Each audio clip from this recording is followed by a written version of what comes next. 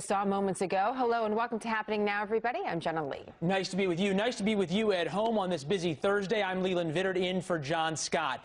This is the climactic day for President Trump's overseas trip as he pushes his agenda with NATO and European Union leaders that our allies need to pay more for our shared security and step up their fight against terrorism.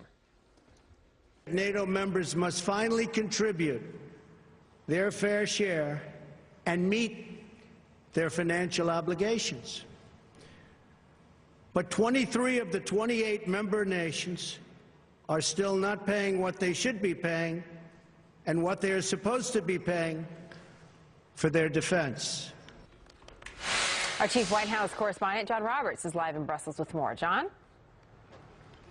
Jenna, a call for unity this afternoon here at the unveiling of the new building in that memorial, but some new tensions between old allies today over another matter. British Prime Minister Theresa May will be meeting on the sidelines of this NATO Leaders Summit with President Trump in just a little while, and at that point she is expected to have words with him about leaks that have been coming out of the Manchester investigation. This is the leak of the bomber's name before UK authorities were ready to release it. It was published in the United States. And then after the Home Secretary sent a warning to dry up the leaks, what happened? The New York Times published a lot of forensic photographs about the bomb itself and described the scene in ways that the UK government was not yet ready or at least willing to discuss it. So Theresa May, upon her arrival here at NATO a little more than an hour ago, took a moment to address it. And listen to what she said. On the issue of the intelligence sharing with the United States of America, we have a special relationship with the USA. It is our deepest defense and security partnership that we have. Of course, that partnership is built on trust, and part of that trust is knowing that intelligence can be shared confidently. And I will be making clear to President Trump today that intelligence that is shared between law enforcement agencies must remain secure. Now, as you can imagine, all of this caught the eye of the president, who has been complaining about leaks for a long time, who in his statement said, quote, "The alleged leaks coming out of government agencies are deeply troubling. These leaks have been going on for a long time, and my administration will get to the bottom of this. The leaks of sensitive information pose a grave threat to our national security.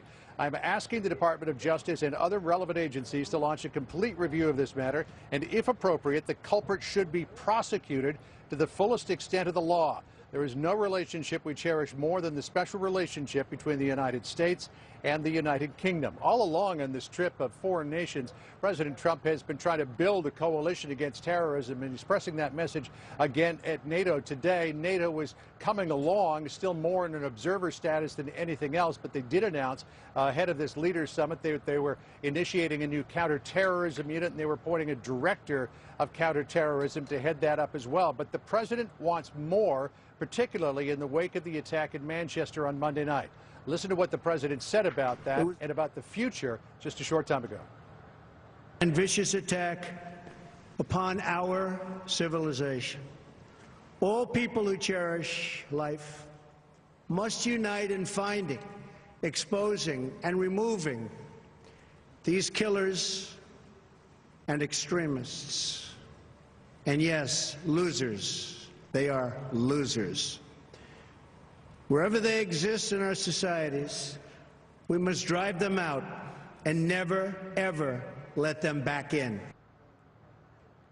Now, the president says that these leaks are a threat to national security, and here's proof of that. In the wake of the leaks that came out of the United States, Jenna, the British government has decided to temporarily suspend intelligence sharing with U.S. authorities.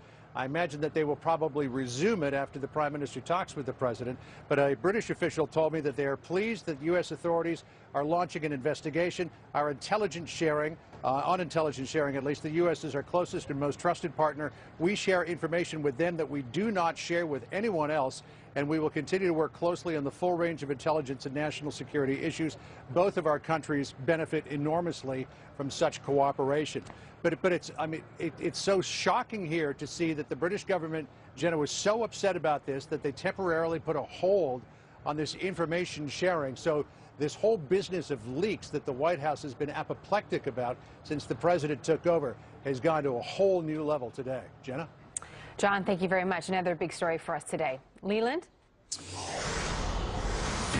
And we heard the president, among others, talking about the Manchester terror attacks, and we have some new developments in them. Queen Elizabeth visiting some young victims in the hospital today, telling the children and their families that the terror attack was, quote, dreadful and wicked. This comes as 8 suspects have been arrested so far, and as the Manchester police chief says, investigators have uncovered valuable information during searches of homes across the city, meaning multiple homes. Greg Palcott on the ground in Manchester in front of what is a growing memorial to the victims. Hi, Greg. Absolutely, Leland. As the tributes grow behind me and the flowers left at this monument, this memorial to the victims of Monday night's terrible attack here in the center of Manchester, yes, the police investigation into that attack is growing as well. We saw arrests overnight. We saw raids this morning, and 8 people now are in custody, including one of the brothers of the attackers, Salma Beatty. One official telling us this afternoon she feels that they are coming to grips with a network that was supporting this attacker. Detained in Libya, the father and another brother of the attacker. There are reported associations between them and both ISIS and al-Qaeda. Beatty spent time in Libya just recently, right before the attack. And officials are also looking at terror links between Beatty and figures in Germany, France, and Belgium. This as chilling new images emerge from surveillance video at a shopping mall just a couple of blocks from where he committed his attack, just a couple of days before he committed his attacks. He was buying a rucksack, a knapsack, which he would then fill with explosives and shrapnel, which would do all that damage. Meanwhile, we did watch today here, as was marked all across the UK, a minute of silence remembering the victims of the attack. Again, there were 22 killed. There were more identified today, 3 more teenagers, sadly, and we have some new figures from the health officials. 75 people from that attack remain in area hospitals, many of them in critical condition, many of them young. Here's a bit of what the people here marking this tragedy told us today. We can't be intimidated by these people. We've got to stand up and be strong, and Manchester is a strong city. What did you feel when you first heard about the attack? Felt sick, really shocked. Felt sick? Yeah, definitely, yeah.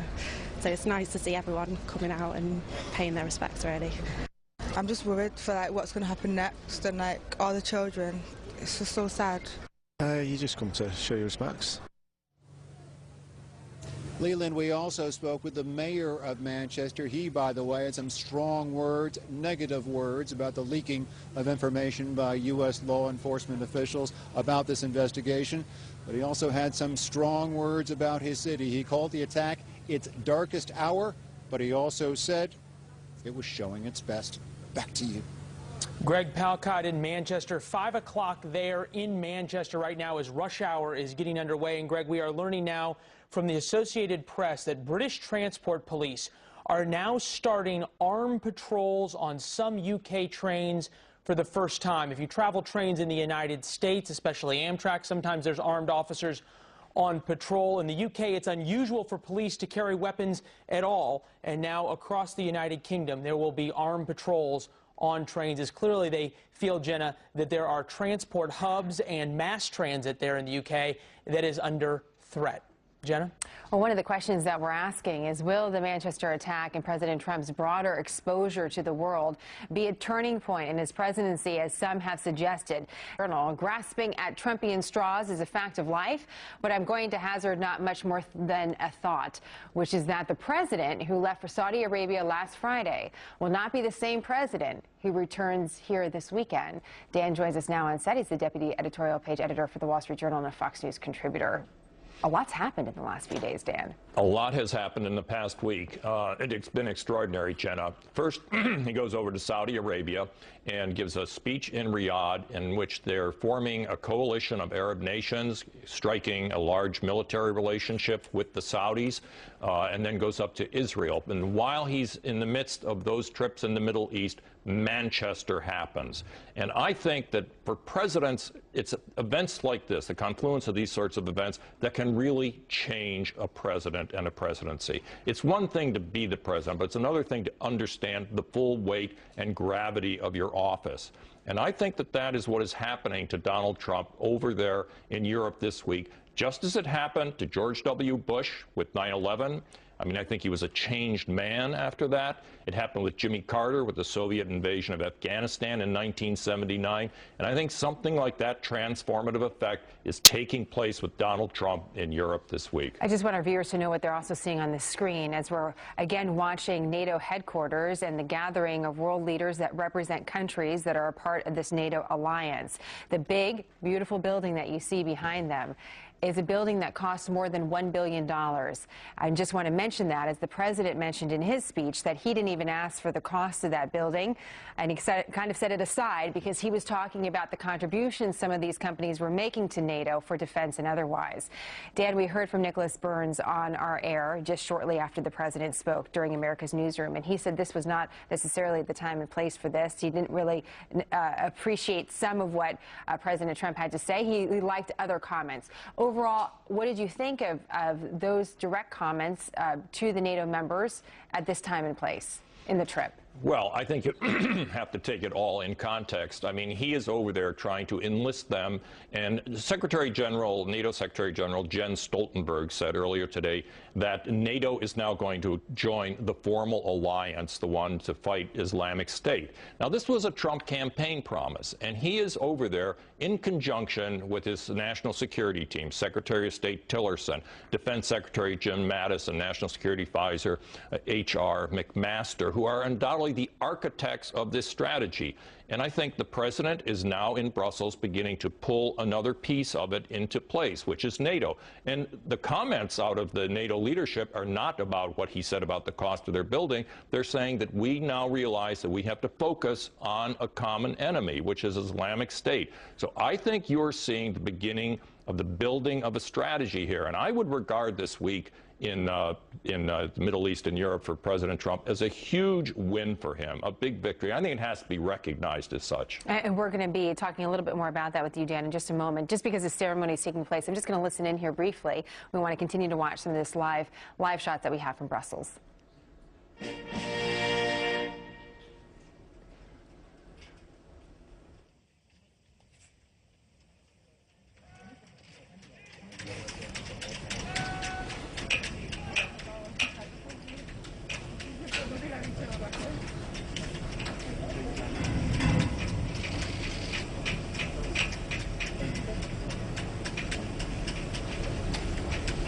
In many ways, this is a dedication of the new building, the new headquarters. And this building, by the way, has been in the works for many years. There was a recognition that the old headquarters was not sufficient. So what we're going to be watching here is a lot of the ceremony just surrounding this particular building. And in some ways, Dan, I just wonder, and we'll try to kind of pop back in and back and forth as we hear different speakers, perhaps, or different parts of the ceremony that we'd like to pay attention to. But there's been some conversation about whether or not, and I know this is a loaded word to use, a reset with our relationship with the Middle East and Saudi Arabia, a reset perhaps in where things are going to go for NATO.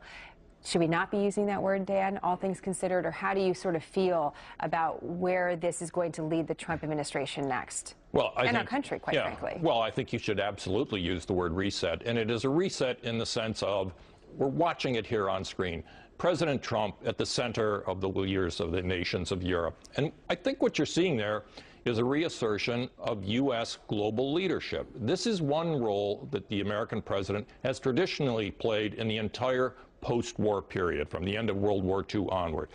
Barack Obama was obviously very ambivalent about the idea of the United States leading in the way we're seeing this week. So I think we're seeing really a reset back to the traditional role of the United States and the American president, and clearly Mr. Trump is willing to engage in that role. And I think he is understanding now the full weight and gravity of the office that he has obtained. Because when you go over there in a situation like this, in Riyadh, Israel, right where Islamic State is carrying out most of its attacks, and then go over to Europe on the wake of the Manchester attack, the president can't help but be touched by that. And I think, Jenna, that he's going to bring that sense of seriousness back to Washington. Let's bring it back here at home. What do you think that means for the American people? Well, I think the American people are now going to have, the American people want the Trump presidency to succeed. They don't want it to fail. They probably want to get away from the kind of pettiness that they've been seeing in Washington for the past several months. I think they're disturbed by the idea that there are factions inside the White House. And I think Mr. Trump himself, returning from this extraordinary trip, is going to understand that what the American people want is what he should want inside the White House, and that there is going to be a renewed sense of seriousness about pursuing the domestic agenda. If you attend any of those, if you go to any of those countries that we mentioned in this trip, and by the way, the trip is not over. The president's going to continue on to Sicily. He'll continue to have meetings. So we still have a few more days of this, and an aggressive agenda as it is, Dan. One of the things that has been mentioned, and I say one of the many comments that has been made over the last several days, is that there hasn't been that direct focus on Russia, talking about Vladimir Putin. And of course, here at home, you can even look at the New York Times today and see that paper continuing to cover the Russia story and the question of collusion with the Trump administration. That's domestic. This story we're watching is also international. How do you see those two stories coming together, and what do you think about perhaps the lack of attention placed on Russia in this particular part of the trip? Yeah, well, it's like I say about the American people. I think they regard the Russia collusion story as a secondary concern, although in Washington has been a primary concern for weeks. And I think that when you see the president coming back to Washington, one group that has to decide where their future lies here is the Democratic Party, because they basically become the Trump is Russia party, as Trump is Russia all the time. And you recall that after 9/11, when you had something like the war on terror that he's prosecuting here in Europe, the whole country came together in a bipartisan way. That dissipated, and the Democrats started to fight President Bush over the Patriot Act. Fast forward to now, and you have a Democratic Party that is in a mode of total resistance to President Trump. And the question is, could they even support him in his leadership role in the world trying to prosecute the war on terror? Or are they going to stand on the sidelines throughout the length of the Trump presidency? I think some Democratic leaders have to decide whether that is a proper role for them in domestic politics. It's a big question. Of course, when it comes to domestic politics, we have a couple big issues that we're talking about. We're talking about health care. We're talking about the budget that continues to be talked about here on Capitol Hill this week. We also have tax reform. We have all of these very big domestic issues. As you see, the president has turned outward for now.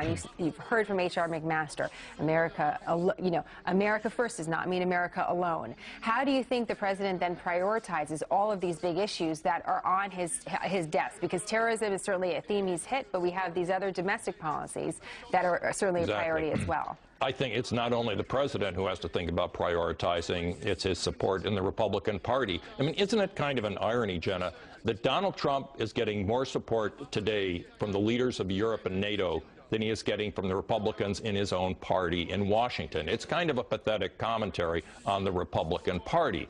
And so are they going to bog down now in drawing out the legislation of the health care bill, pushing the Tax Reform Act into the background, or are they going to try to figure out a way to come together and expedite this legislative agenda? We understand its politics, but there is a point here at the moment where the Republicans are basically kind of thwarting the forward progress of the Trump agenda. Do you think some of the momentum that has been created on this trip follows through with the president when he comes back to Washington, D.C., and that sort of wind at his back helps with some of these policies, perhaps helps with some Republican compromise and beyond? Well, we're going to bring up a familiar subject, Jenna, but the president has had to bear some responsibility for the tumult in Washington. It kind of comes down to the tweeting, fighting, fired FBI Director Comey. That was he was entitled to do. Somehow that Comey thing became a 3-day story, never should have lasted that long, and I think the president contributed to some of that.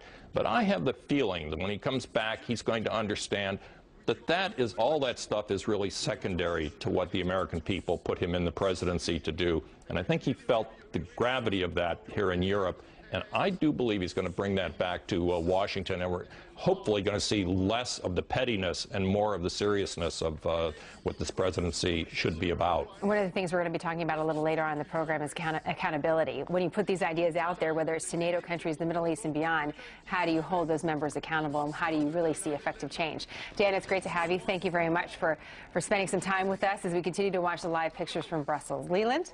A great conversation there, and one of the big issues that the president and the House and the Senate are going to have to deal with. Trump prepares for a working dinner with the leaders of our NATO allies. He once again called on all NATO members to share the cost of our common defense. This comes as NATO's chief affirmed the alliance will join the international coalition fighting ISIS, but will not wage war against the extremists. We will agree to establish a new terrorism intelligence cell here at NATO headquarters, improving how we share intelligence, including on foreign fighters. This is not just about cash, but also about modern capabilities and meaningful contributions to NATO's missions, operations and engagements. Joining us now, Ambassador Kurt Volker, former U.S. ambassador to NATO. What a great day to have you on our program. Ambassador, thank you very much.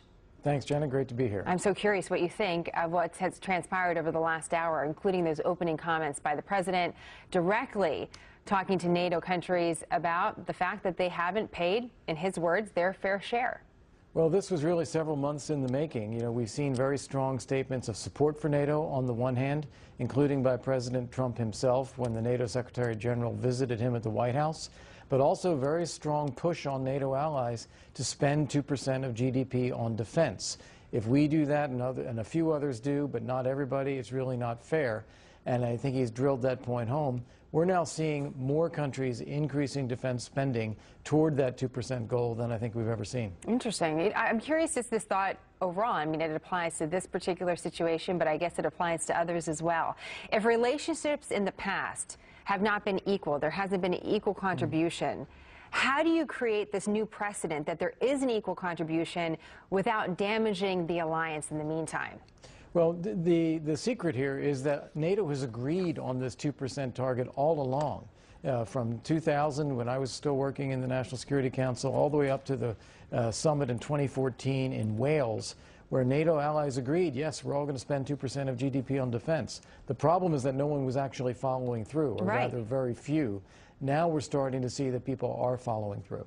And in what ways are we seeing that? Well, the increases in defense spending. Germany has said that they can make that 2% target by 2024 by increasing incrementally. 2024, though? Yes. That's what was agreed in 2014 as a 10-year target, because there's a lot of money involved here. Yes, an economy the size of Germany's, and you've got to increase by almost 1% of GDP. That's a lot of money to throw into something, so you've got to be able to absorb it. But if you do it at about 0.2% per year for a period of time, you're going to reach that target, and that's what several other countries are doing too. I'm curious about the building, this new headquarters. As we were watching, I mean, it's a beautiful building. As we were watching the leaders enter this morning, I thought, how much did that building really cost to build? It cost more than $1 billion to put together. I mean, that's a big amount of money. I don't know if you have any information, Ambassador, about how that money came together, but it's a sharp contrast. You have $1 billion building, but yet we're talking about NATO countries that are not contributing their fair share to defense when terrorism is the issue of the day. Can you bring this together for us? Yeah, well, you know, first off, look at the numbers. I mean, $1 billion is an awful lot of money, but when you compare it to the hundreds of billions of dollars that go into defense spending for the alliance as a whole, you know, it doesn't stack up. We need Germany to spend 2% of its GDP on defense. That's multiple billions of dollars just from Germany that we're looking to see.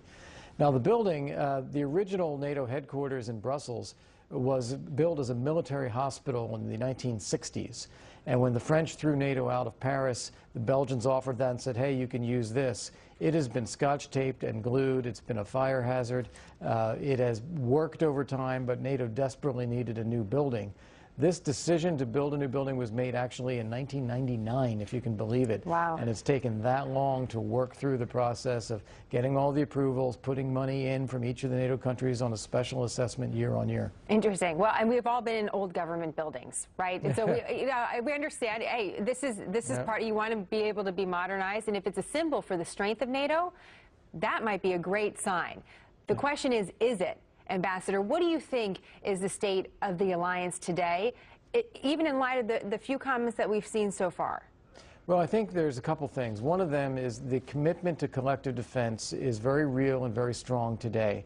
That is largely because of the behavior we've seen by Russia in invading Ukraine, invading Georgia, taking some of their territory, threatening some NATO allies like the Baltic states, and even buzzing U.S. warships in the Baltic Sea. So there's a sense that NATO does serve a necessary role of providing collective defense. That's the first one.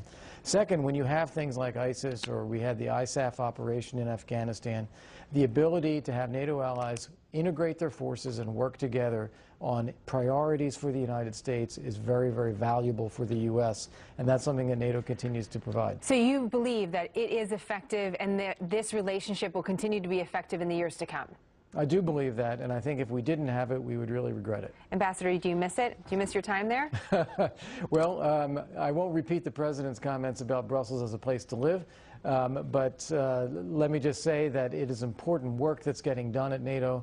It is being a force multiplier for some of America's values and America's interests around the world. It takes a lot of work to make that happen, but it is essential. Ambassador Volker, it's great to have that personal perspective from someone on the inside. We appreciate your thoughts today and look forward to having you back. Thank you. And speaking of the new NATO headquarters, $1 billion buys you a big building and a lot of flags. This is the flag raising ceremony of all of the NATO countries' flags being raised outside of NATO headquarters. And you talked about strength, Jenna, in terms of sort of what this represents. You see all these flags. There's a lot more flags now in NATO than there were when NATO was first founded to take on the Soviet Union. And you see Turkey's flag being raised right there, right next to the United Kingdom. And now, even within this NATO alliance, you're seeing a split about money, but you're also seeing a split about policy in terms of the way Lithuania and Latvia and some countries like that view the world versus the way France and the United States do versus the way Turkey does. Well, it's a very interesting alliance and one that's deserved a lot of attention over the years. It is an important reminder that NATO troops have supported our missions overseas and been a part of our combat operations in different times. And certainly families have lost sons and daughters in the wars that we have fought over the years. And the alliance has been strong in that particular area where we're thinking about contributions, maybe not financial, but thinking about the contributions of families of countries that belong to NATO and what we have done together, the service that has been done together.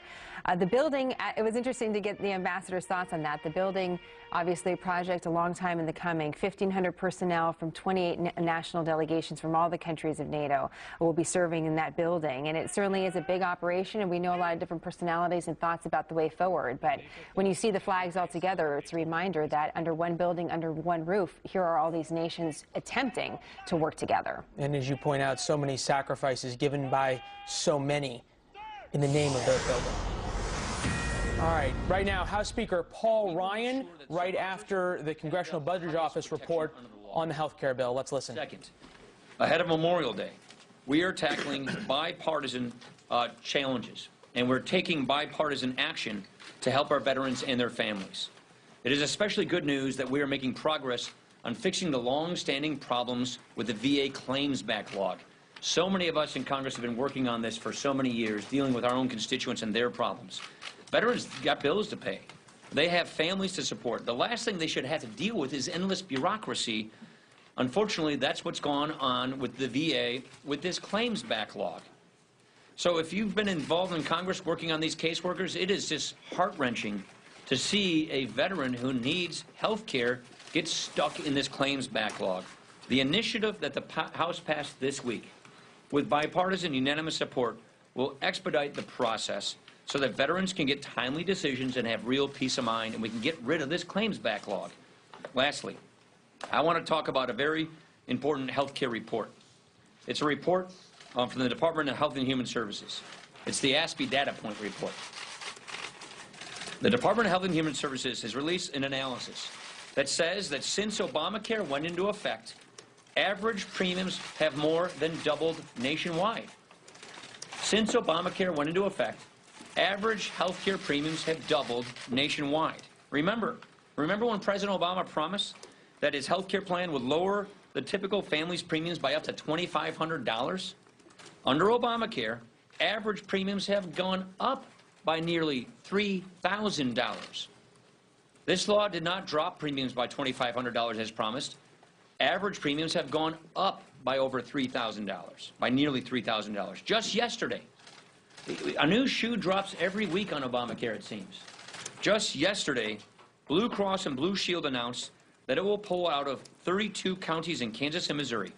This will affect 67,000 people. Citing all the losses that it had taken over 2016, the company said, and I quote, "This is unsustainable." This is exactly why we are on a rescue mission. Between premiums surging up and choices going away, Obamacare is on an unsustainable path. Look, the Blue Cross Blue Shield plans, they're the nonprofits. They're typically the last plan standing in a market. And when they're pulling out of states like Kansas and Missouri, we have a serious problem on our hands. This law is in the middle of a collapse. We need to bring down the cost of coverage. And we need to revitalize the market so that people have real choices and real access to affordable health care. That's what our plan will do. So we're happy to get you a copy of this report if you need it, or if you want, you can just go to hhs.gov and see it for yourself. Questions? Mr. Speaker, given what happened last night, should Greg Gianforte withdraw from the Montana House race? Well, first, let me just say, physical altercations there's never a call for physical altercations. There is no time where a physical altercation should occur with the press or with just between human beings. So that is wrong, and it should not have happened. Should the gentleman apologize? Yeah, I think he should apologize. I know he has his own version, and I'm sure he's going to have more to say, but there's no call for this, no matter what, under any circumstance. The people of the state of Montana are going to decide today who they will send to Congress. If he wins, will you seat him? If he wins, he has been chosen by the people of Montana, who their Congress is going to be. I'm going to let the people of Montana decide who they want as their representative. That's not our choice. That's the people of Montana who choose that. Brad. Or Jake. Jake, sorry. Yeah. Chad, Jake, then Chad. Okay. But you have the choice whether he's a part of your conference. That is a choice that you guys are going to make to accept him or not. Is that something, is this the kind of behavior? The choice will be made by the people of Montana. I do not think this is acceptable behavior, but the choice will be made by the people of Montana. Chad. Explain something to me here. So we haven't sent the health care bill to the Senate, waiting for a CBO report. You got it. You said to me yesterday it was good news. Why, though, do we hear so many rank-and-file Republicans basically beating the living tar out of the CBO? I mean, you were the Budget Committee chair, and I understand the issues. By the way, I've seen both parties beat the living tar out of CBO over the years. As you know, I've been doing budgeting around here for a long time. I think what it is the $23 million claim is there's a lot more to it than what that sounds like. What I'm encouraged by is the fact that CBO said, yes, we hit our budget target and then some. So the bill is clearly in compliance with reconciliation instructions. Number one. Number two, what I'm encouraged is what the CBO says is we're going to be able to drop premiums. We're going to give the states like Wisconsin flexibility to get premiums down. Look at what just happened in Missouri, and look at what just happened in Kansas. We see a law that's collapsing. We see a new study that just came out yesterday from HHS saying premiums have doubled in America because of Obamacare. People can't afford this. And so what CBO just told us is the reforms that we put in this bill will help lower premiums. And so I'm very encouraged by that. But I think what members are frustrated with is what's behind the CBO analysis about who gets insured and who doesn't get insured. If you leave it up to a person's choice, then they'll make a choice. If the government's going to stop forcing people to buy something that they don't want to buy, then they won't buy it. And that's basically what CBO is saying. And I think the lack of clarity on that point is what has members frustrated. But I guess that's the issue too. Why didn't people embrace, though, the budget? I think I just answered your question. But the deficit reduction part is important. Your side really embraced that, but then when it came to the $23 million, they said, "Oh no, those yahoos down at the CBO." I just explained it. Yeah. Mr. Speaker, thank you. Following up on the CBO report, it did find that premiums on average would go down, but it also found that in the markets that employed the waivers, they believe that there might not be any premium access, any access for the group. So obviously I disagree with that. Let me explain what this And in means, just so addition, people. And the so premiums would go up for older and sicker patients. Can you address that as well? If a state takes a waiver, then a state, in order to get that waiver, has to have a risk system in place. We have experience with this where I come from. We had a risk pool. Maine had great experiences. They had risk sharing. So a state has to have a risk system in place. And that risk system is specifically designed to make sure that people with a catastrophic illness, somebody who has a pre-existing condition, also gets access to affordable health care. And what we have learned through experience is if we target resources at the state level and at the federal level to help make sure that we subsidize catastrophic illnesses, what you end up doing is you lower the premiums for everybody else. We think that's so much smarter. What Obamacare tried to do is force younger, healthier people to pay way more for their health insurance than they otherwise would have paid, and that would cross-subsidize everybody else. Guess what? It didn't happen. It didn't work. They're not buying the health insurance. And as a result, the health insurers are collapsing. Blue Cross Blue Shield's pulling out of Missouri and Kansas. Aetna's pulling out nationwide. Iowa has nothing left. There's no plans left in Iowa because Obamacare collapsed. And it is collapsing. And so what we're saying is, let's just be smart about this. What do we want? What do we all want?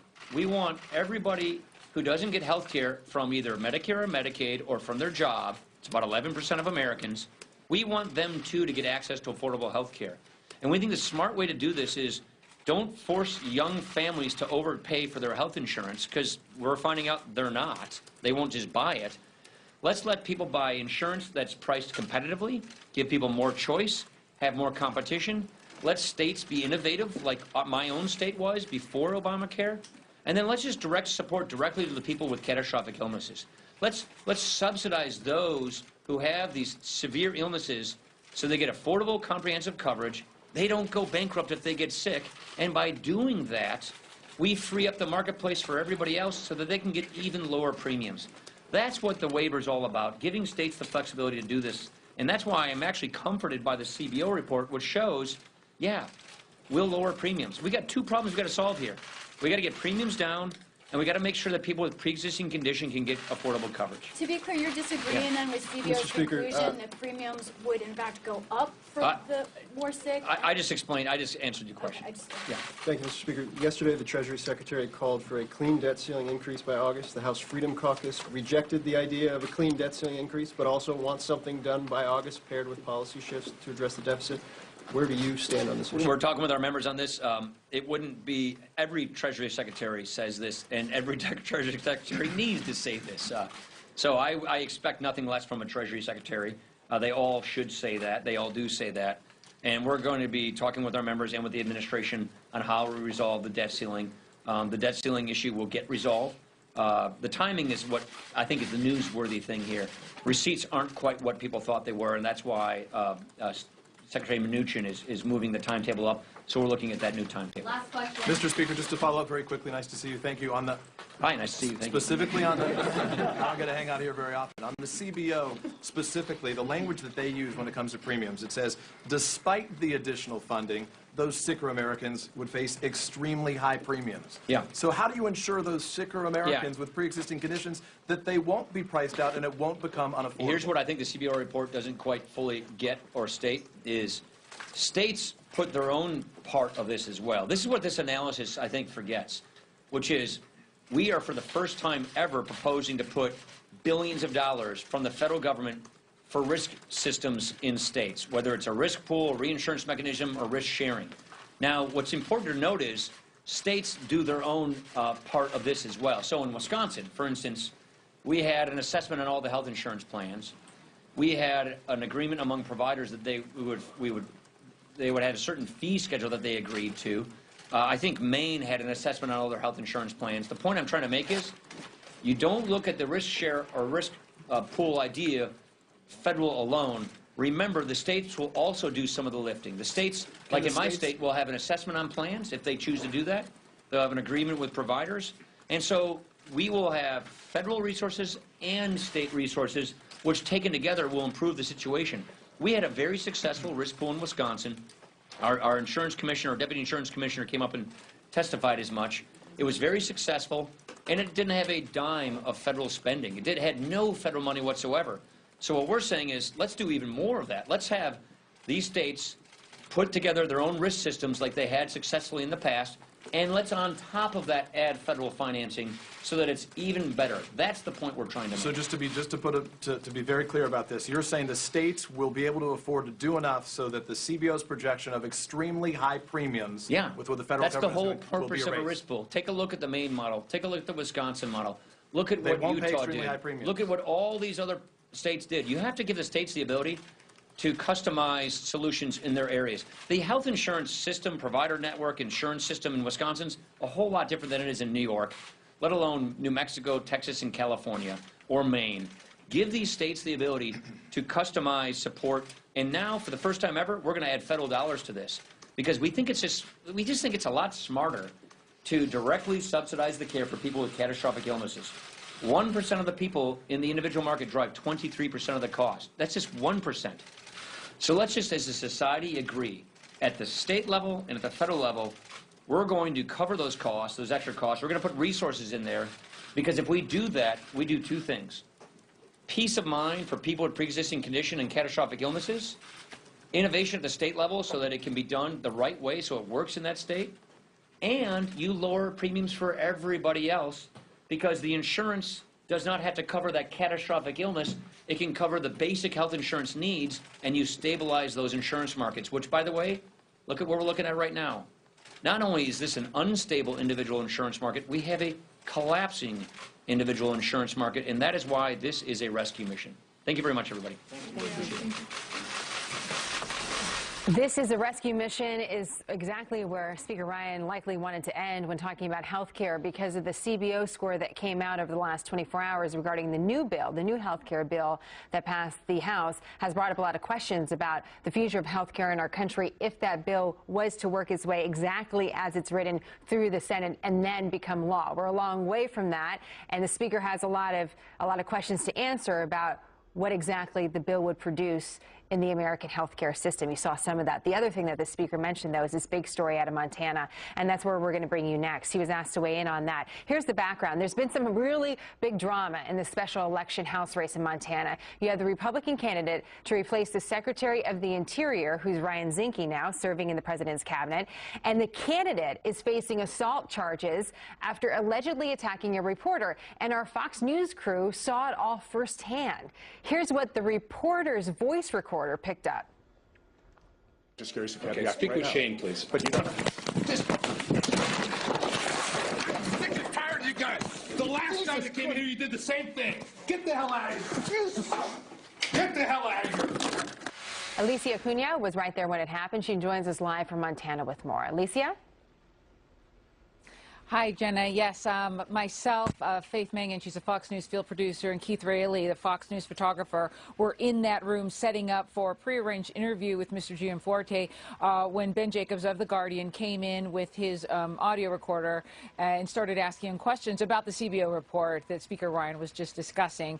And Gianforte pushed back, said he would get to him later, and then Ben Jacobs pushed just for a little further to further up on the question, and then at that point, Gianforte, after saying, you know, go talk to my press guy Shane, grabbed him upper part of the body and slammed him to the ground, kind of jumped on top of him, started punching him and saying, I'm sick and tired of this. And then we saw Ben Jacobs scramble out of the way on his knees and grab his glasses, and that's what you heard there on the audio tape. I was about 2 to 3 feet from the two men looking at them when this happened, and the other two members of the crew were all in there. This was not a big room.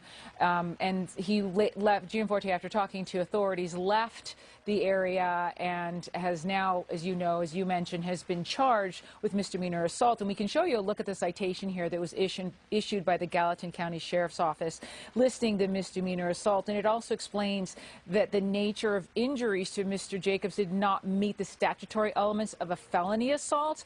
And now Gianforte is required to appear in court for a hearing sometime between now and June 7th. That's the way the system works here. And if he enters a guilty plea, he'll be sentenced by a judge. If he enters a not guilty, then he'll get a court date. Now, the Gianforte campaign is saying that Ben Jacobs was much more aggressive than what I just described and what Mr. Jacobs is describing as well, and says that Jacobs was aggressively shoving the recorder in Gianforte's face, and, quote, Greg then attempted to grab the phone that was pushed in his face.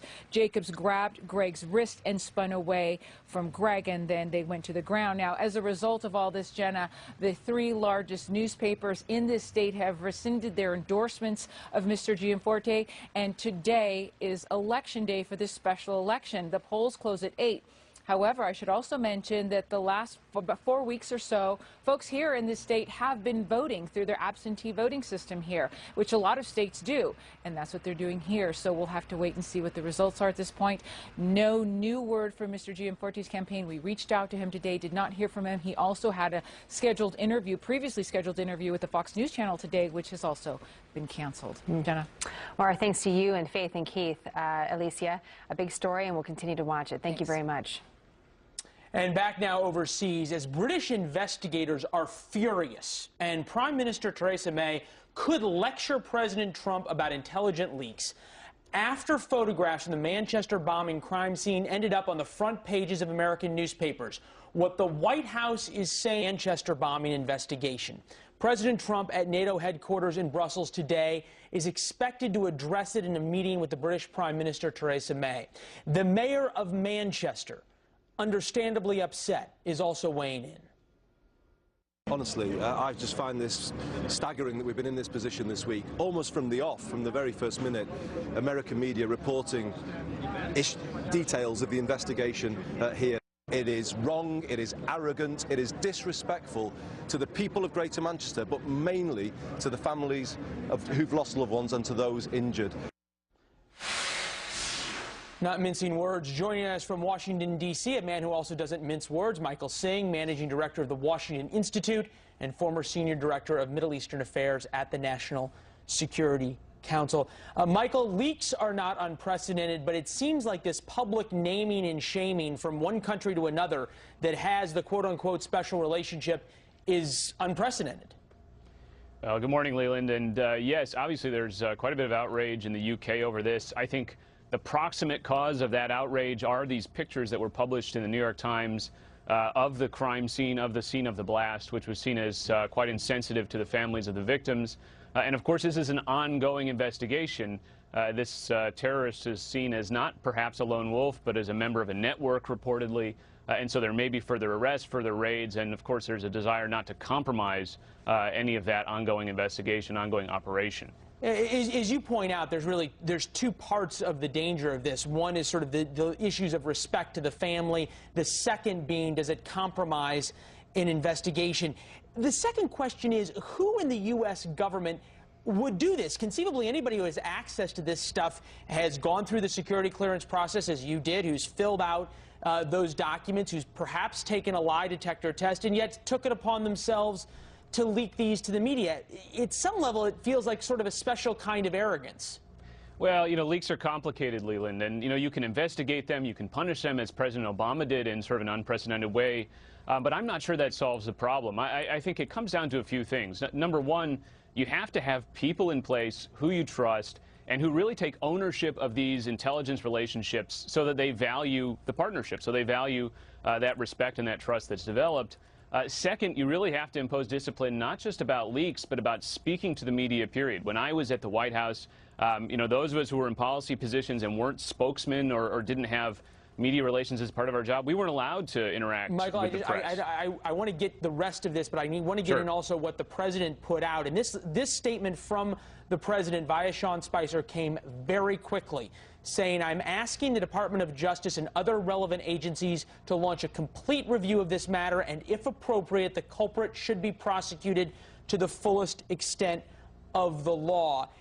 Does that send a different message to potential leakers? Well, I think it's a welcome message, but I think you have to do those other things as well. I mean, everyone who handles classified information, has signed a form, and they should understand the consequences. But there's also those other things at play. And I think that the third thing, Leland, is the internal atmosphere in the administration, because, you know, sometimes people are leaking to sort of as part of a factional rivalry and so forth. And so they also have to address that. So as I said, there's a lot of factors there. Now, this seems something sort of different than the fact